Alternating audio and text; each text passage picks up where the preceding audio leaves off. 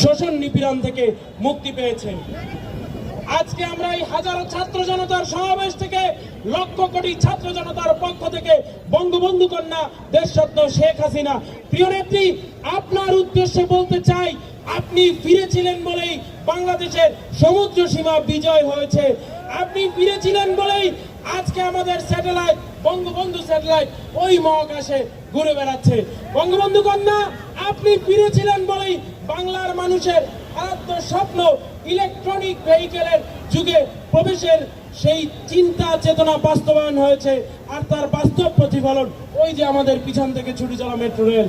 বঙ্গবন্ধু কন্যা, আপনি সেদিন ফিরেছিলেন বলেই আজকে আমাদের দক্ষিণ পশ্চিমাঞ্চলের মানুষের আজীবনের আরাধ্য স্বপ্ন প্রমত্তা পদ্মার উপরে পদ্মা সেতু দৃশ্যমান হয়েছে।